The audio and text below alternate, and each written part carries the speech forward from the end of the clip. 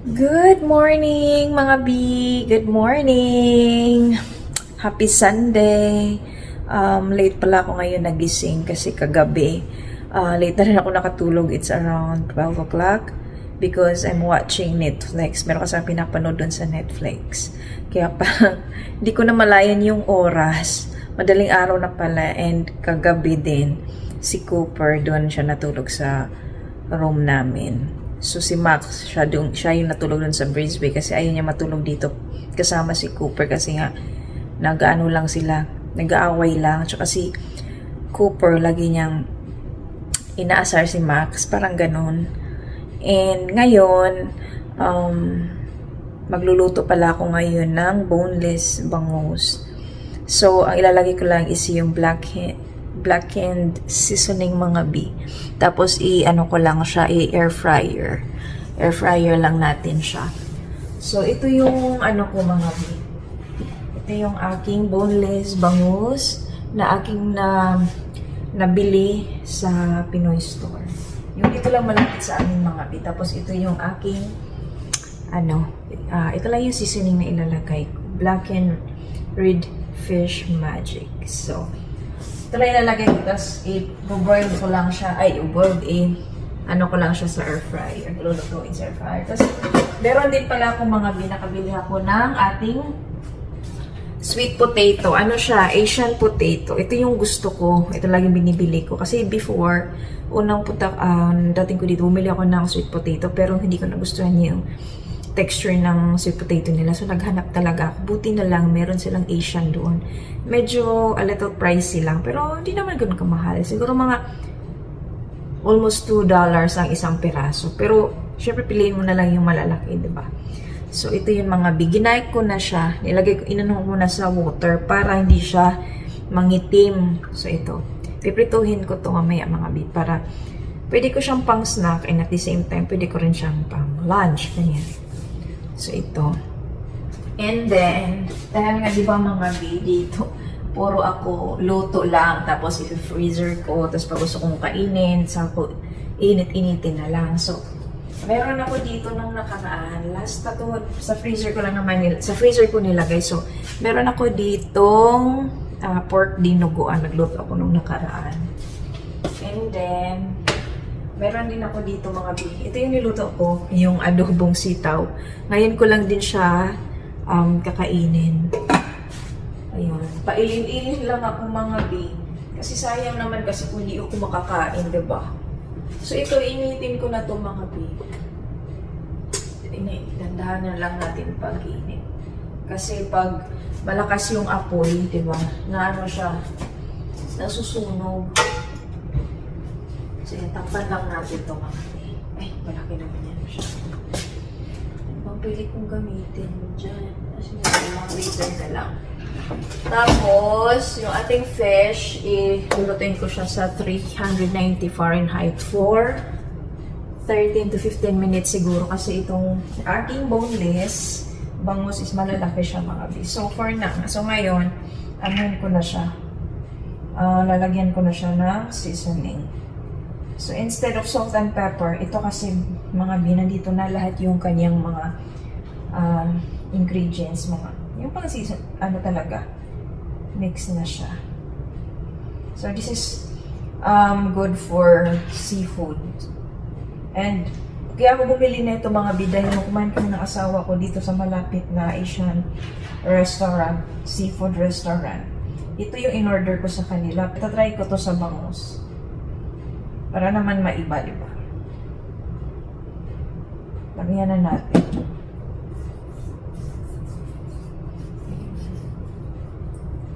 So, Sunday pa lang ngayon mga B, wala ko masyadong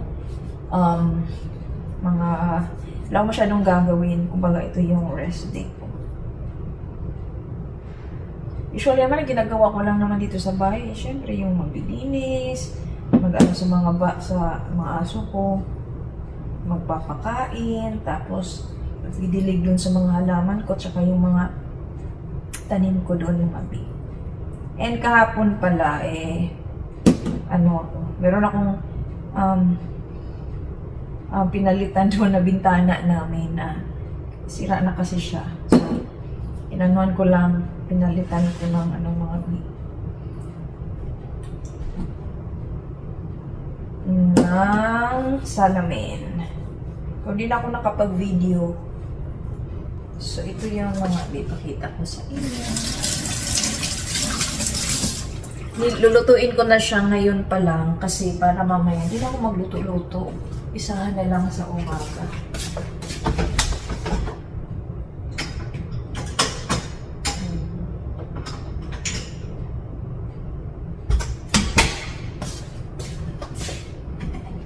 So, ganito na siya mga bi. Ayan.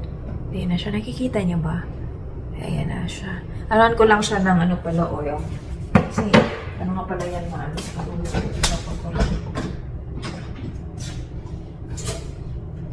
Sampal man ako dito ng olive oil. Ito na lang.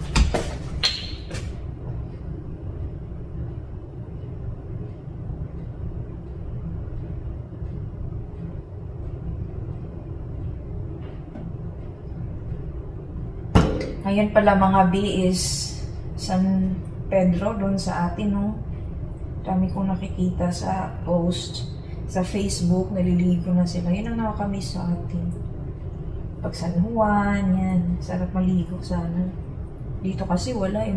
Medyo malayo kami sa dagat mga B. Mga almost 45 minutes. Tsaka, di ko bet yung dagat dito. Takot ako baka may shark.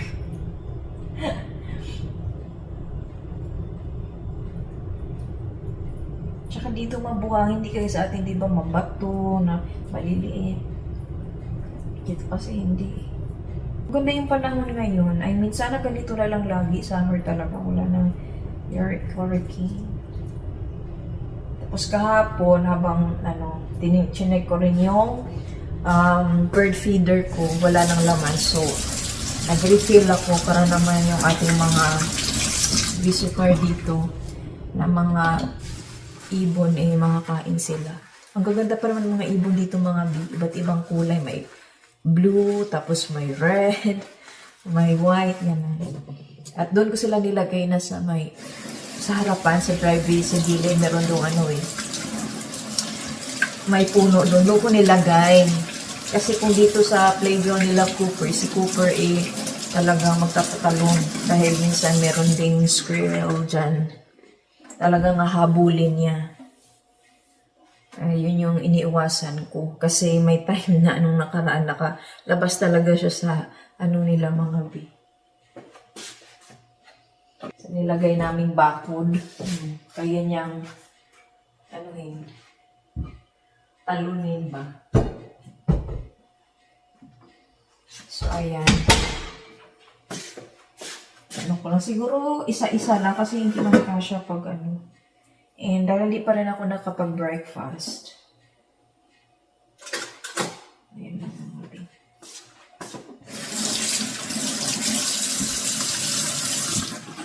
Isa lang. Tapos, lang ako.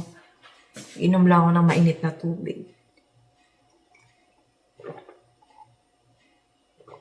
Kasi, meron naman ako ditong coffee, may gatas din ako. Iniwasan ko lang kasi ninenervyos ako pag uminom ako ng kape. Kahit sabihin natin lagyan ng creamer, bet ko pa naman yung caramel na creamer. Kasi yan ang lagi kong in-order, yung caramel macchiato. Pag mapunta kami dun sa, nung nakaraan, diba, napunta kami dun sa hospital para sa rheumatoid treatment ng asawa ko. So, meron dun sa baba, may sila doon, tawag na ito. Canteen. Ayun. Tapos pumunta ako doon, tapos may coffee sila. Order ako, nagustuhan ko yung coffee, yung caramel macchiato nila doon. Kaya every time na pupunta ako doon, sumasama ako sa asawa ko, bumibili ako doon ng caramel macchiato. And then, dito sa bahay, na rin ako, meron na rin akong coffee. And yung creamer nga. Tapos, I think 3 days yata yun, sunod-sunod na nag-coffee ako. Aba, mga B, talaga. Batake yung nervyos ko. Tapos ako pa mag-isa nun dito Ako lang mag-isa. Kasi ngayon asawa ko bumalik na sa work. Ay talaga parang mapapraning. Nag-overthink. Parang ganun. Siyempre, pag may naramdaman ka sa katawan mo nga, di ba? Parang, tas ikaw lang mag-isa. Parang mapag-isip ka tuloy ng negative. Kaya ayun mga bi. Kaya sa ngayon, pag ininitubig na lang muna. O mas okay naman, at least lang natin yung sikmura ba. So ayun na mga bit. Samahan ko kayo dito tayo sa aking mga laga. Check natin sila. Ayan. Nasa labas eh. Ito na pala sila mga bi-o. Ang aking Cooper. Ayan siya. Ay! Sorry, hindi makikita pala.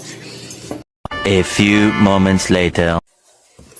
So ngayon mga bi, lalagay na natin to. Pwede na to na marinate ko na siya for a minute. Air fryer natin for 390 Fahrenheit and 16 na lang. 16 minutes.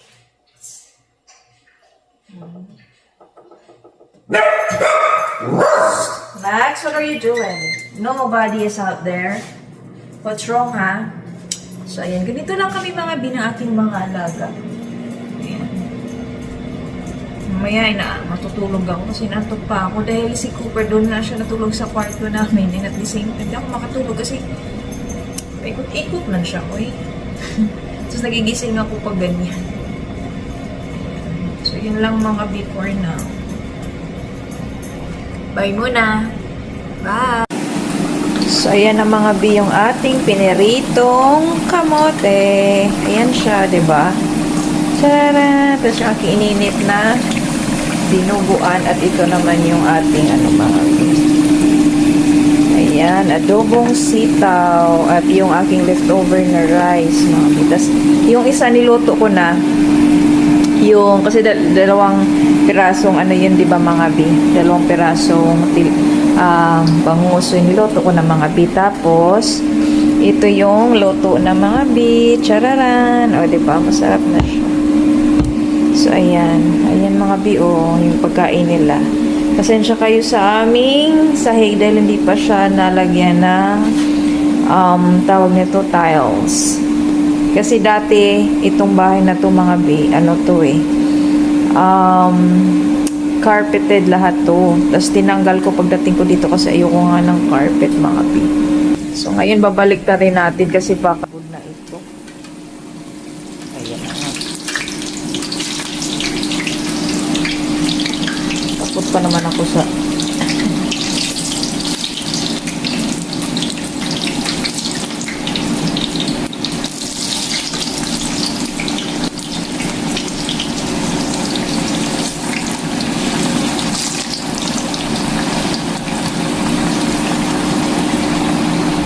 and tapos, yung natitira, andito pa. Yan mga bili ko pa nalagyan, hindi pa namin nalagyan yan ng takip, yung mga yan, kasi hindi pa tapos yung kukulayan pa kasi namin yung ceiling. Ayun. Tapos yan mga biyan, papalitan namin to yan, mga yan. Pati itong countertop. Ang mahal din dito sa mga bills sa US. Daming bills. Totoo yun. Kailangan ulit talaga mag-work. Kailangan natin tulungan yung ating asawa. So, ayan. Pero sa ngayon mga bi, nag-apply nga ako online kasi wala pa tumatawag sa akin eh. Unlike kasi sa atin, di ba, pupuntahan natin, magpapasa tayo ng resume dito. Hindi eh. Kailangan mag-apply ka online lang, tapos waiting ka lang kung may katawag sa iyo for interview. So far naman sa nalalaman ko nga, naririnig ko lang na yung interview dito, hindi naman ganun talaga hirap din. Yun ang sabi nila, pero hindi ko pa na-experience. Pero gusto ko ma-experience yan, gusto ko mapag-work din dito mga dito. So hopefully, mapag-work ako. Kahit naman na work, pwede ko siguro sa rin yan. Ako, hindi naman ako choosy as long as kaya ko naman yung trabaho mga ganun. Ayun lang. Tsaka marangal na trabaho. Pero wala pa eh. Ito muna ako sa bahay. Kaso parang uulan yata today. Dahil nagbabadya ang panahon, medyo naging cloudy siya mga bi. Sino mo na mga bi? Ano yan? Itong foodie! Tararan! Ito. Ayan siya mga bi. Hello mga bi. Bon appetit! Ito na yung ating food mga bi. Oh. Charan! Ulit. And then, yung ating adobong sitaw. O, diba? Tapos, mga leftover lang to mga bi ay frozen lang pala. Ito mga bi, yung ating dinuguan. Tapos yung ating pineritong charan, kamote. And ating sausawan. Kalamansi with toyo. Yan lang mga bi. Bon appetit!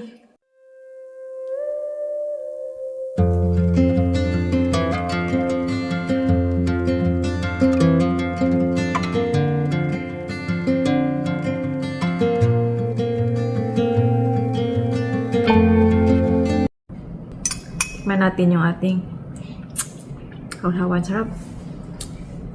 Kain po tayo.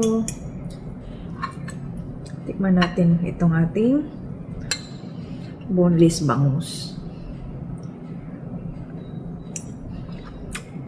Sarap.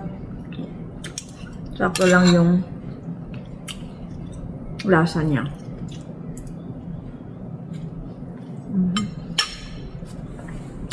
Pag ako lang dito mga bi, ang bahay, more on Filipino food ako. Bira lang ako mag American food. Pag dito yung asawa ko, yan.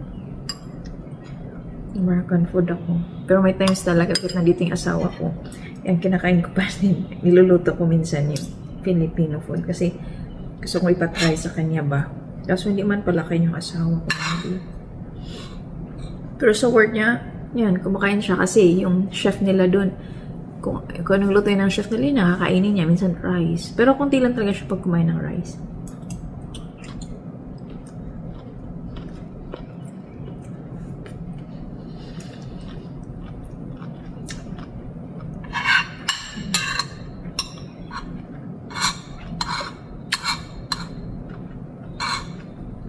Ano na yata itong pagkain ko, brunch na.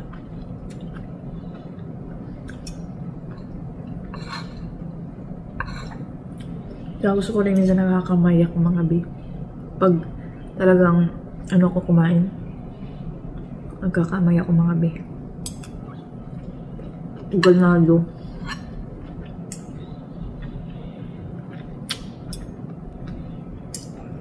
Pero na pag ulam ko is bulad. Nagkakamay talaga ako ng mga bi.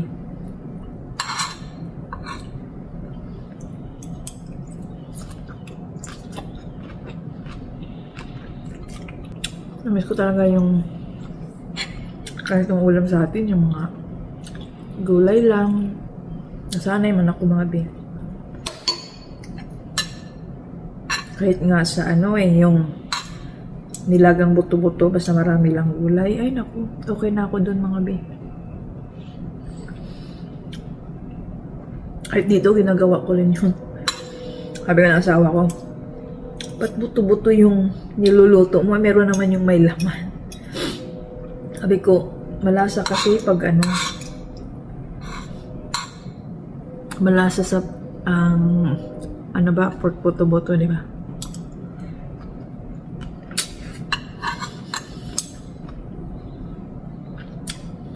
Kasi wala na daw makain to, buto-buto. Ay, okay lang, basta maraming gulay.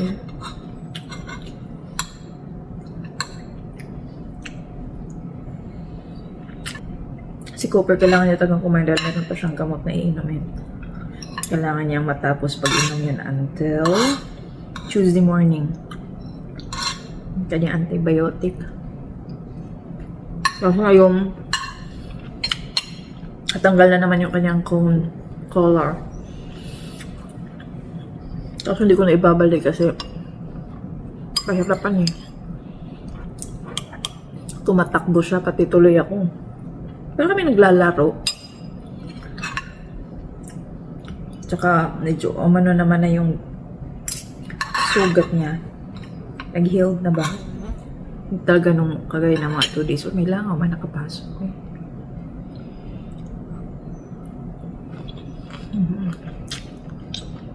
Minit na naman.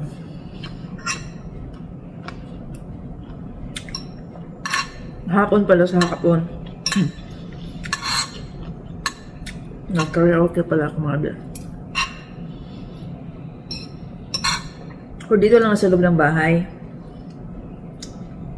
nahiyaman ako kasi weekend pa naman ngayon. Daming nandyan sa mga kapitbahay namin, bahay nila ba? Walang mga pasok.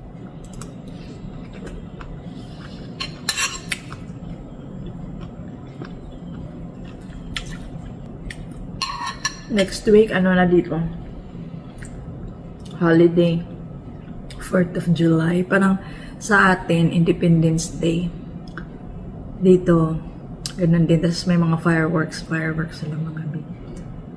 And, ang asawa ko nasa work siya. So, ako lang dito mag-isa sa bahay. Even last year, ako lang din dito mag-isa sa 4th of July. Alala ko one time, in-invite ako ng friend ko, dito lang din. Neighbor lang.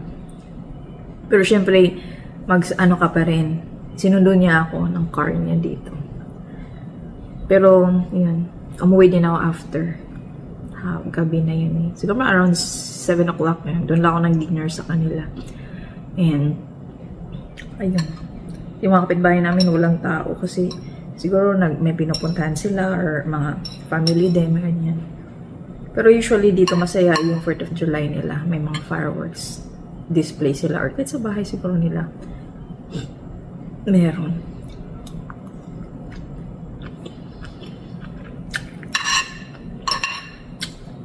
Mag-celebrate ako ng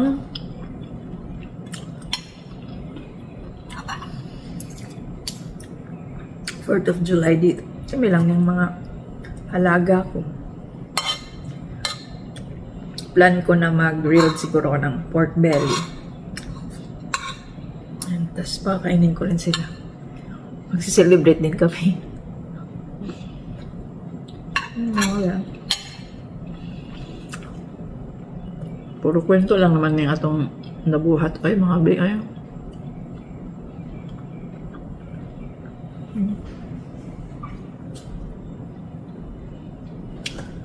Sprinkle na umulan pala sa labas. Tipan natin itong ating konti lang yung rice ko. Kaya yung 1 cup of rice ko 3 araw yan. Talaga. Ito yung kamote natin. Maharap. Kamoting atin. Ang lasa niya.